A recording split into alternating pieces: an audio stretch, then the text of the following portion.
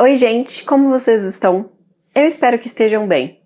O caso de hoje é sobre uma mulher chamada Kelly Miller. Kelly era conhecida por ser uma mulher generosa, simpática e muito positiva. Ela estava morando com um namorado quando algo estranho aconteceu. Uma pessoa que não quis se identificar ligou para a polícia e pediu que eles fossem até a residência dela, pois Kelly estava desaparecida, mas eles a encontrariam lá, pois ela nunca havia saído de lá. Quando os policiais finalmente entraram na residência, encontraram algo inacreditável. Entendam como tudo aconteceu e o desfecho desse caso no vídeo de hoje. Se ainda não for inscrito no canal, eu te convido a se inscrever, ativem o sino das notificações, porque daí assim que eu postar um vídeo, o YouTube já te notifica e você já consegue vir assistir. Deixe o seu comentário aqui embaixo, pois ele é muito importante. E não se esqueça que toda segunda-feira, às 20 horas, tem vídeo novo aqui no canal. E me sigam na minha outra rede social, porque sempre que tem vídeo novo aqui, eu aviso por lá. E agora, vamos para o caso de hoje.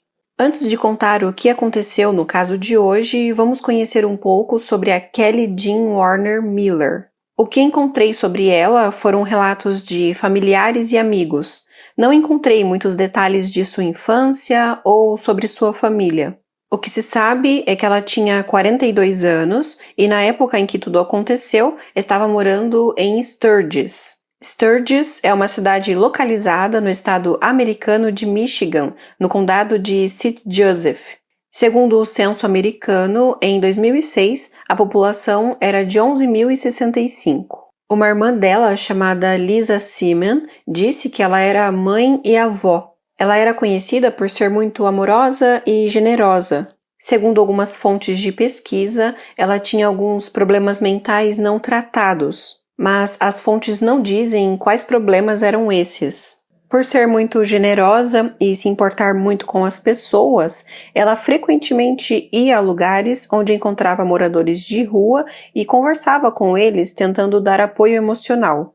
Um homem chamado Jonathan Brown disse que era morador de rua quando conheceu a Kelly em 2005. Segundo ele, ela sempre ia a um lugar chamado Bronson Park, onde ficavam muitos moradores de rua, e ela os incentivava a manterem a cabeça erguida enquanto passavam por problemas. E ainda, segundo Jonathan, ela também fazia lanches e distribuía para os moradores de rua sempre que podia, e dizia que fazia isso para ajudá-los a superar todas as lutas que enfrentavam. Também tinha muita paciência para ouvi-los enquanto contavam a sua história. As fontes de pesquisa não deixaram claro como isso aconteceu e por quê, mas, segundo Jonathan, a Kelly acabou indo morar na rua também. Mas ele relatou que ela não deixava que aquela situação a desanimasse. Ela frequentemente era vista fazendo tricô e crochê, e se alguém quisesse aprender a fazer crochê ou tricô, ela sempre estava disposta a ensinar. E ainda segundo Jonathan, ela tinha um espírito otimista, extrovertido e puro. Kelly também era conhecida como uma defensora do ativismo ambiental. Ela foi fotografada abraçando uma árvore junto com outras pessoas em um artigo que foi publicado em 2010. Nessa ocasião, ela e essas outras pessoas queriam chamar a atenção para aquela área arborizada e mostrar que elas eram contra os planos de uma universidade que queria expandir os seus negócios de tecnologia e pesquisa usando aquela área. Uma pessoa chamada Chris Wemhoff disse que conheceu a Kelly em Kalamazoo, uma cidade em Michigan, em 2012. E que naquela época ela fazia parte de um acampamento que reunia vários sem-teto. Chris acrescentou que conhecer todas aquelas pessoas lhe mostrou a extensão da falta de moradia na comunidade.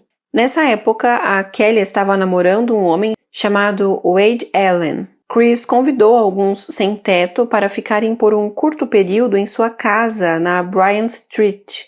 Entre eles estava a Kelly e o Wade. Segundo Chris, Kelly era uma mulher doce e calma, e o Wade era agradável, quieto e tímido. Algum tempo depois, quando eles já haviam saído da casa do Chris, o Wade lhe enviou uma mensagem dizendo que estava procurando um emprego, pois queria se tornar um membro produtivo da sociedade. O Jonathan Brown disse que conheceu Wade em 2004 e que ele sempre foi um cara legal, que eles passavam muito tempo jogando um jogo de cartas e também conversavam bastante. Jonathan descobriu que Wade cresceu em um lar bem complicado. Seu pai era um homem agressivo e sua mãe era usuária de algumas substâncias, mas Wade era muito calmo, nunca arrumou briga com ninguém. Pelo contrário, ele fugia de discussões. Ainda segundo Jonathan, Wade também gostava de frequentar várias igrejas na área. Segundo relatos, algumas igrejas dali forneciam um abrigo para os sem-teto em noites muito frias, e um homem chamado Carl Wiseman disse que a última vez em que viu a Kelly, ela estava hospedada em uma dessas igrejas. Os dois conversaram sobre a vida e ela disse que estava orando muito a Deus para que ele lhe desse uma resposta positiva para o seu futuro. Ainda segundo Carl, Kelly sempre se manteve muito positiva e mesmo passando por algumas dificuldades, ela sempre estava sorrindo. Eu não encontrei nas fontes de pesquisa a data exata, mas em certa ocasião, a Kelly e o seu namorado Wade conseguiram se mudar para uma residência na North Maple Street, em Sturgis. E em maio de 2019, Kelly ainda estava morando com o seu namorado ali quando algo estranho aconteceu.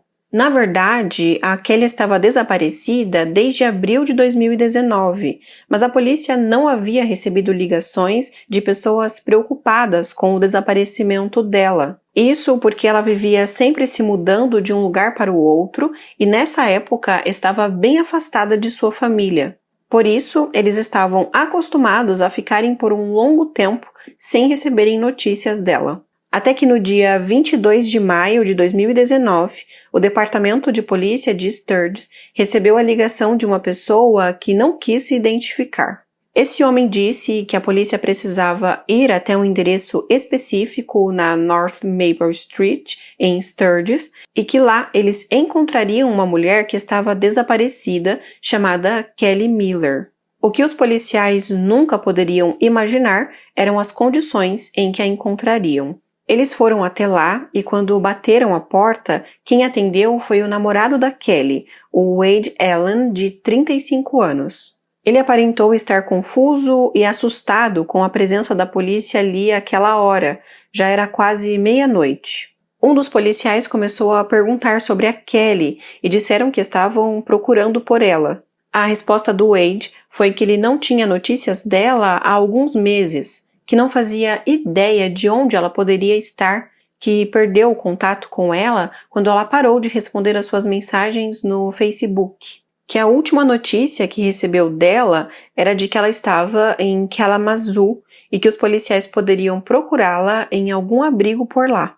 Mas, depois de receber aquela ligação do homem que não quis se identificar, os policiais decidiram que precisavam pelo menos entrar na residência para ter certeza de que a Kelly não estava ali precisando de ajuda. Os policiais pediram para entrar e dar uma olhada rápida dentro da residência, mas Wade disse que a sua residência estava muito bagunçada e que ele não se sentia à vontade para deixar os policiais entrarem ali naquela ocasião. Os policiais disseram que não se importavam com aquilo, pois estavam acostumados a verificarem todos os tipos de residências. Mas Wade pediu que eles voltassem no dia seguinte, pois ele limparia a casa e assim se sentiria mais à vontade para deixá-los entrar. Os policiais explicaram para ele que entrariam na residência naquela noite de uma forma ou de outra, que se ele não permitisse que eles entrassem, eles iriam solicitar um mandado de busca, que isso demoraria algumas horas, mas que de uma forma ou de outra eles entrariam ali para verificar se a Kelly realmente não estava lá. Que por isso seria mais fácil se o Wade permitisse que eles entrassem e olhassem e que se realmente ela não estivesse lá, eles simplesmente iriam embora. Depois de ouvir isso, ele decidiu permitir que um dos policiais apenas entrasse e olhasse rapidamente a residência, e o Wade o acompanhou. Depois de olhar toda a residência e perceber que aparentemente a Kelly realmente não estava ali, algo chamou a atenção do policial. Ele viu que no canto de um dos cômodos da residência havia uma caixa térmica conhecida também como cooler. e ele pediu que o Wade abrisse aquela caixa e logo em seguida ele sairia da casa, mas o Wade imediatamente se recusou a abrir a caixa. Disse que o que tinha lá dentro ele usaria para fazer festas quando o verão chegasse, que não queria abrir e que já tinha mostrado ao policial que Kelly não estava na residência. O policial também pediu que ele abrisse a geladeira para que ele verificasse, mas Wade também se recusou a abrir e foi caminhando até a porta de saída da residência. Nesse momento, o policial o informa que ele está detido e que ele ficará assim até que eles consigam um mandado de busca para que possam olhar esses dois lugares que ele não permitiu que o policial verificasse. Ele foi algemado e nesse momento decidiu que deixaria aquele mesmo policial entrar na casa novamente e olhar a geladeira e a caixa térmica. Eles voltaram para a residência com o Wade algemado e ele permitiu que o policial olhasse a geladeira. Ele não encontrou nada de errado lá. Porém, quando o policial informou que iria abrir a caixa térmica, ele disse que não queria que abrisse, que preferia ficar detido aguardando o mandado de busca. Então, os policiais o encaminharam algemado até uma viatura de polícia que estava em frente à sua residência para que ele ficasse ali dentro aguardando. E quando finalmente os policiais conseguiram que ele entrasse e ficasse aguardando ali, dois policiais começaram a conversar. E um deles disse que estava desconfiando de que a Kelly poderia estar dentro daquela caixa térmica, pois aquele era o único lugar onde o Wade se recusava a deixá-lo olhar. Que em cima daquela caixa ele havia colocado vários objetos. Enquanto os policiais ainda conversavam, Wade disse que não estava conseguindo ficar no banco de trás da viatura, pois estava se sentindo claustrofóbico, e pediu que deixassem ele ficar do lado de fora. O policial calmamente explicou a ele que ele precisaria ficar esperando ali dentro mesmo, ou eles poderiam levá-lo até uma cela na delegacia e ele aguardaria dentro dessa cela até que o mandado de busca ficasse pronto. Mas que ele poderia resolver toda aquela situação rapidamente, permitindo que os policiais fossem até a residência e abrissem aquela caixa térmica. Que assim que eles olhassem e vissem que a Kelly não estava ali, eles iriam embora. Nesse momento, o Wade concorda em levá-los na residência e permite que eles abram a caixa. Ele e um policial entram e quando o policial finalmente abre a caixa, imediatamente pede que o Wade saia da residência junto com ele. Quando estão chegando perto da porta de saída, Wade é informado que está preso. E o policial que o acompanhava pede que chamem a força-tarefa para aquela residência. Ele viu que, infelizmente, as suas suspeitas estavam certas. O corpo da Kelly estava ali, dentro daquela caixa térmica. Enquanto o policial acompanha Wade para fora da residência, ele aproveita para perguntar se pode tomar um pouco de refrigerante antes de ser preso definitivamente. E, obviamente, o policial não permitiu. Enquanto um grupo de policiais começou a fazer uma busca mais detalhada na residência, outros policiais levaram o Wade até a delegacia. Eles fizeram de tudo para que ele se sentisse à vontade, pois queriam fazê-lo falar. Eles queriam ouvir dele toda a verdade sobre o que aconteceu ali. Antes de começar a interrogá-lo, os policiais perguntam se ele aceita alguns biscoitos caseiros e ele prontamente diz que sim. Depois que o policial entregou a ele esses biscoitos, ele ficou bem feliz e sorridente. E logo em seguida, o interrogatório começou. No início, ele disse aos investigadores que ele e Kelly eram apenas amigos. Mas logo ele muda essa versão dos fatos ao dizer que a conheceu em 2013 e que no início eram só amigos, mas que logo começaram a se relacionar romanticamente. Não demora muito e ele muda a versão dos fatos novamente ao dizer que a conheceu antes de 2013, mas que foi neste ano em que ela o adicionou em uma rede social. Quando os investigadores perguntam a ele o que realmente aconteceu na residência, ele responde que precisa de um tempo, pois para ele toda aquela situação é bem difícil. E enquanto responde as perguntas, ele aproveita para comer o biscoito que foi dado a ele pelos investigadores. Um dos investigadores disse que ele não precisa ter pressa, pois eles ficarão ali a noite toda se for necessário, que a única coisa que eles precisavam é que ele contasse a eles toda a verdade. Ele começa dizendo que a Kelly era hiperglicêmica e que por isso passava mal às vezes, e que um certo dia ela foi preparar um cereal para comer, passou mal, caiu e acabou batendo a cabeça. Ainda segundo ele, depois desse dia, ela começou a ter problemas na fala e de memória, e ele começou a ficar muito preocupado. O investigador pergunta se ele se lembra quando isso aconteceu, e ele responde que acredita que foi em março, ou seja, 2 meses antes. Ainda segundo ele, após cair, ela ficou inconsciente de 5 a 10 minutos. E aqueles sintomas de perda de memória e problemas na fala permaneceram por vários dias depois daquilo. Ela não conseguia se lembrar do que tinha acontecido com ela e também tinha muita dificuldade para realizar as tarefas do seu cotidiano que antes estava acostumada a fazer.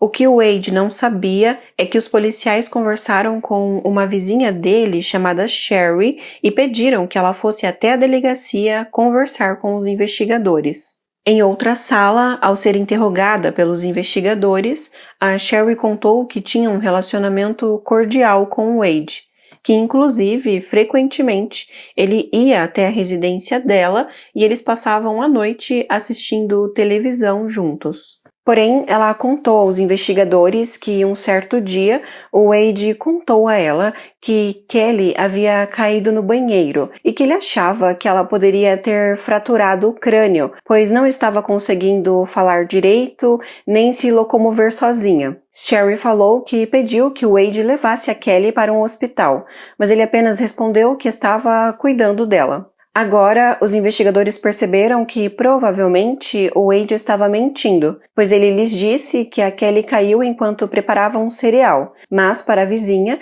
ele disse que ela caiu enquanto estava no banheiro. Ele também contou aos investigadores que ela não estava conseguindo se alimentar sozinha e que por isso ele a ajudava a se alimentar. Que até para beber água ela tinha muita dificuldade e ele a ajudava nisso também.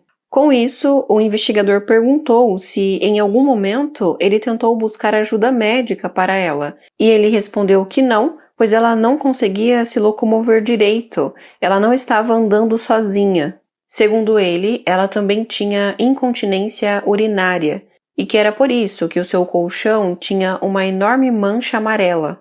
Ainda conversando com a vizinha dele, ela resolveu contar aos investigadores algo que a deixou com receio de continuar a amizade com o Wade. Segundo ela, em certa ocasião, enquanto conversavam, ele disse que tinha o costume de agredir mulheres e que ele fazia isso porque havia sofrido muito em sua infância nas mãos de seus pais, mas que agora estava lutando para mudar isso. Segundo Sherry, ela o aconselhou a não fazer isso, pois poderia ser preso, e depois desse dia, ela decidiu que não queria mais que Wade frequentasse a sua residência para sua própria proteção. Enquanto conversava com os investigadores, Wade sabia que os policiais estavam vasculhando a sua residência e sabia o que eles encontrariam ali.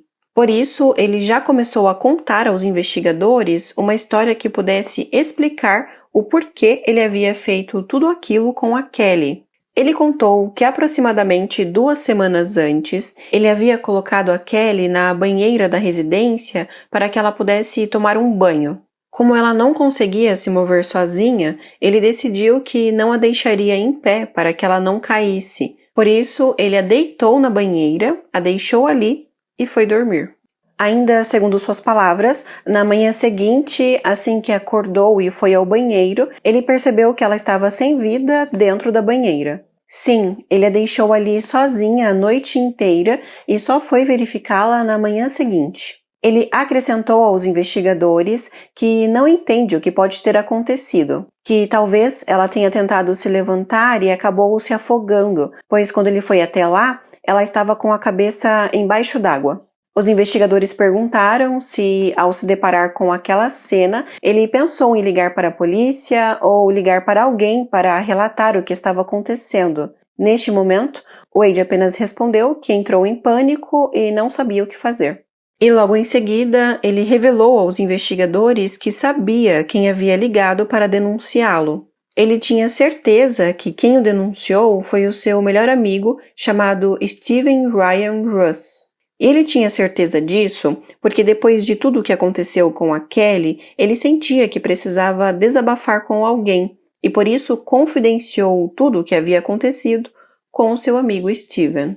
Mas que ele não estava chateado com o amigo, pois entendia que talvez ele simplesmente não conseguiu lidar com tudo aquilo. Os investigadores também chamaram o Steven para um interrogatório e assim que chegou, ele perguntou aos policiais se o que ele estava dizendo seria usado no tribunal e se Wade ficaria sabendo. Ele parecia preocupado em saber que o seu amigo saberia que ele o denunciou.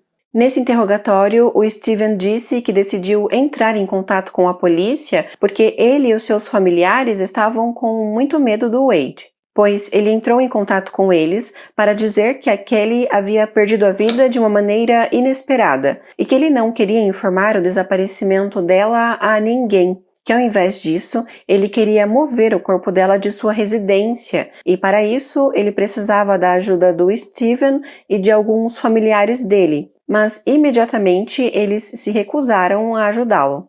Steven ainda reforçou que era amigo dele e que guardaria o seu segredo, mas que não o ajudaria naquilo. Steven disse que chegou a visitar o Wade em certa ocasião e ele perguntou se o Steven queria ver a Kelly, e isso mostrou que ela ainda estava ali dentro daquelas caixas térmicas. Quando o investigador perguntou ao Steven por que ele acreditava que o seu amigo havia mantido a Kelly dentro da residência todo aquele tempo, ele respondeu que acreditava que ele só não a tirou de lá pois não tinha os meios necessários para fazer isso. Explicando aos investigadores por que ele a manteve todo aquele tempo em sua residência, Wade disse que só fez aquilo porque queria dar a ela um enterro adequado, que queria deixá-la em um lugar onde ele poderia visitá-la sempre que quisesse. E ainda acrescentou que não sabia o que os policiais fariam com ela, mas que se fosse possível, ele gostaria de saber onde a enterrariam para que ele pudesse visitá-la. E que sabia que agora estava parecendo que ele era o culpado daquela situação, que sabia que o certo era ter ligado para a polícia e relatado tudo. O investigador pede que ele conte em detalhes tudo o que aconteceu depois que ele se levantou naquela manhã e percebeu que, infelizmente, a Kelly havia perdido a vida. Ele conta que não conseguiu comprar aquelas caixas térmicas logo de imediato. Por isso, ele ficava jogando água gelada nela constantemente para preservar o seu corpo. Contou também que, mesmo sabendo que ela já havia partido, ele continuava conversando com ela. Em 12 de abril, aproximadamente 6 dias após a Kelly perder a vida, Wade tinha conseguido economizar dinheiro para comprar uma grande caixa térmica e sacos de lixo. Wade contou que pensou que, por ser pequena, ela caberia inteira na caixa, mas que quando tentou colocá-la, viu que não seria possível. Por isso, precisou separar os membros inferiores do restante do corpo. Wade sabia que sua vizinha possuía uma serra e por isso pediu essa serra emprestada, dizendo que a usaria para cortar um colchão. Quando a vizinha não emprestou, ele foi até um supermercado e comprou uma serra. Enquanto isso, os investigadores que estavam na residência dele puderam confirmar essa versão dos fatos. Pois quando eles abriram aquela caixa térmica grande, eles puderam ver que a Kelly já estava ali dentro há um bom tempo. O cheiro que vinha dali era bem forte, e as partes do joelho para baixo estavam faltando. Até que, vasculhando a residência, eles acabaram encontrando uma outra caixa térmica, e quando abriram, notaram que as partes que estavam faltando da caixa grande estavam nessa caixa menor. O policial que abriu essa caixa menor chegou a passar mal, chegou a comentar que precisava encontrar algum lugar para vomitar. Outras coisas estranhas que os investigadores também encontraram na residência foram óculos de proteção transparentes, luvas de borracha e outros objetos, incluindo uma fita branca. De início, eles não desconfiaram muito daquela fita branca que encontraram, mas mais para frente nas investigações, eles descobririam que ela teve um papel fundamental no falecimento da Kelly. Porém, uma coisa que os policiais não encontraram lá foi a serra. Quando os investigadores perguntaram para o Wade onde a serra estava, ele contou que depois de fazer tudo aquilo, ele entrou em contato com um amigo que já havia morado com ele em um abrigo e perguntou se esse amigo aceitaria trocar aquela serra por um DVD player, e o amigo aceitou. Os investigadores encontraram esse amigo dele e perguntaram como foi essa negociação feita entre eles. Esse homem apenas falou que o Wade insistiu muito que ele ficasse com a serra, que era como se ele quisesse se livrar dela imediatamente. Ele também disse que se lembra que quando foi até a residência do Wade, ele sentiu um cheiro ruim, mas nunca imaginou que pudesse ser a Kelly. Ainda conversando com a vizinha do Wade, os investigadores descobriram outra coisa muito estranha. Sherry disse que em certa ocasião foi até a residência deles para pedir um pouco de café, e nessa ocasião a Kelly atendeu a porta. Quando Sherry se inclinou um pouco para vê-la, percebeu que Kelly não estava usando roupas. Logo em seguida, Wade apareceu na porta e lhe entregou o café, dizendo a ela que ordenou que Kelly andasse sem roupas pela casa o tempo todo, mas que ela não deveria atender a porta, que fazendo isso ela o desobedeceu e aquilo o irritou muito. Sherry disse a ele que não havia visto nada, e Wade respondeu que usaria uma cinta para repreender a Kelly. Segundo Sherry, ela disse que se ouvisse alguma coisa chamaria a polícia, mas os policiais nunca receberam nenhuma ligação da Sherry denunciando o que acontecia ali. Tudo isso aconteceu, é claro, antes da Kelly parar de falar e andar, pois depois que Wade comentou com a Sherry que Kelly não estava mais falando e nem andando sozinha, a Sherry nunca mais a viu. Ela disse que concluiu que nunca via a Kelly porque o Wade a estava forçando a ficar ali e depois porque ela estava dentro das caixas. Quando os policiais perguntaram para o Wade se em algum momento ele havia agredido a Kelly, ele respondeu que sim, porque achava que ela o traía. E quando perguntaram por que ele estava usando uma cinta para fazer isso, ele não negou que fazia isso. Pelo contrário, ele apenas disse que começou a usar a cinta porque queria parar de usar as mãos. Investigando a vida dele, os investigadores descobriram que ele havia namorado com uma moça chamada Kate e decidiram ir falar com ela. Kate disse que conhecia Wade há muito tempo, mas que eles iniciaram um relacionamento romântico em 2018. E esse relacionamento durou pouco tempo, pois um certo dia ele ficou descontrolado e começou a brigar com ela na frente de seus filhos. A briga só parou quando uma filha da Kate fingiu que estava passando mal. Então, ela decidiu que não continuaria a se relacionar com ele e pediu que ele nunca mais aparecesse em sua vida. No final do interrogatório, o investigador ainda tenta dar uma última chance para o Wade confessar que era o culpado pelo que aconteceu com a Kelly, que aquilo não foi um acidente, mas ele continua dizendo que não foi o responsável pelo que aconteceu. Depois que ele finalmente foi preso, 4 colegas de cela dele decidiram ir conversar com os investigadores para contar o que o Wade estava contando a eles sobre o que fez com a Kelly. Esses detentos aparentavam estar assustados. Um deles disse que o Wade contou que usava uma fita branca em volta do pescoço da Kelly e que ele apertou essa fita durante 5 minutos. Que ele sabia que foram 5 minutos porque ele estava cronometrando em um relógio. Os investigadores se recordaram que, realmente, os policiais que estavam fazendo a busca na casa do Wade encontraram uma fita branca ali. Ainda segundo aquele homem que estava preso com ele, o Wade contou que, passados os 5 minutos, ele notou que a Kelly não respondia de jeito nenhum. Então, ele iniciou uma RCP nela e conseguiu trazê-la de volta. Um outro colega de cela dele disse que Wade contou a eles que em certa ocasião a Kelly chegou a comentar com um amigo sobre as coisas que seu namorado estava fazendo com ela, e esse amigo decidiu ir conversar pessoalmente com Wade sobre aquilo. Wade contou que ficou com muita raiva e estava se sentindo traído, pois acreditava que a Kelly nunca poderia ter contado sobre os seus assuntos pessoais aos amigos.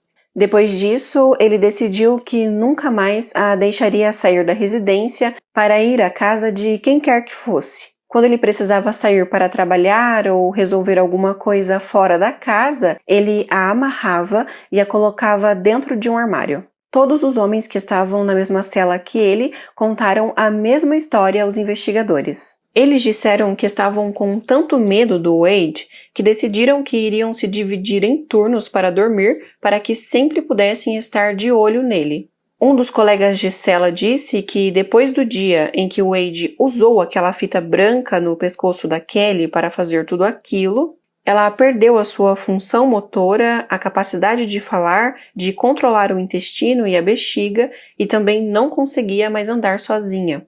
E ela permaneceu assim por aproximadamente 2 semanas antes de falecer. Ou seja, o que causou tudo aquilo nela não foi a queda que o Wade contou aos investigadores, e sim as suas próprias ações contra ela.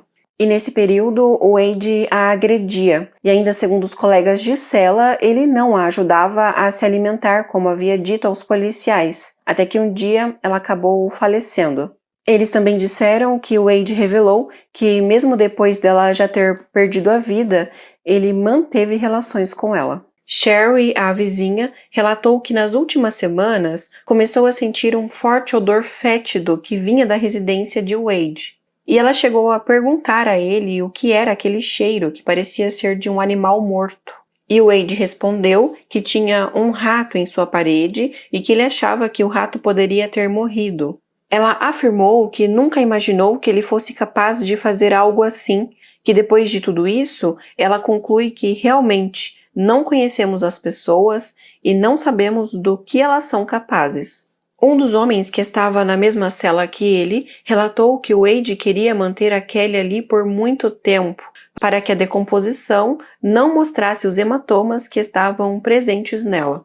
Ela foi encaminhada para exames e foram encontradas contusões no queixo, pescoço e orelha direita. E o legista concluiu que o que causou o seu falecimento foi uma pressão que foi feita em seu pescoço. Com isso, o falecimento não foi acidental. Alguém havia causado tudo aquilo a ela. Todos os colegas de cela disseram que ele não tinha remorso, que pelo contrário, ele ficava rindo de toda a situação enquanto contava os detalhes a eles. Alguns ainda disseram que ele se gabava de tudo o que fez. Além disso, ele dizia que a família dela não se importava com ela, que nem a queriam por perto. Mas uma irmã dela mostra que essas alegações do Wade não são verdadeiras. A irmã dela, chamada Lisa Seaman, disse que todos na família estavam devastados com o que aconteceu. Ela deu uma declaração a um jornal dizendo que todos da família sentiam a falta dela, que não queriam que isso acontecesse com ela e que, se pudesse, estariam lá para salvá-la. Lisa relatou que a família decidiu cremá-la. Não encontrei maiores informações sobre por que a Kelly foi morar nas ruas durante um período de sua vida e como era a sua relação com seus familiares. Em 2023, finalmente se iniciou o julgamento dele. De início, a equipe de defesa tentou mostrar que a abordagem feita pela polícia no dia em que seu cliente foi preso foi ilegal, porque provavelmente o Wade se sentiu ameaçado e só por isso permitiu que eles entrassem. O objetivo da defesa do Wade era suprimir as evidências que os policiais encontraram ali, alegando que eles conseguiram as evidências de maneira ilegal. Porém, o tribunal decidiu contra a defesa do Wade. Disseram que, de qualquer forma, os policiais conseguiriam entrar lá, pois já estavam solicitando um mandado. Então, de qualquer forma, as evidências seriam encontradas naquela noite. Lembram que eu contei que alguns colegas de cela dele contaram aos investigadores tudo o que o Wade estava contando a eles sobre o que fez com a Kelly? Então, o Wade descobriu que eles fizeram isso. E em certo momento, um deles foi colocado na mesma cela que o Wade novamente. E nesse momento, segundo várias fontes de pesquisa, o Wade teve relações não consentidas com esse preso como punição. Esse detento apareceu em um vídeo de uma prisão estadual durante a sentença do Wade, e ele afirmou que o ato não foi consentido e que o Wade era um monstro. O Wade foi condenado de 39 a 60 anos de prisão por tudo o que fez com a Kelly e 38 meses a 5 anos pelo que fez com o colega de cela. Sua sentença diz também que ele precisará restituir as despesas com o enterro da Kelly. Então, gente, esse foi o caso de hoje. Deixe o seu like se ainda não o fez, pois isso ajuda muito o canal. Muito obrigada por assistirem até aqui. E então é isso. Se cuidem. Até o próximo vídeo. Tchau!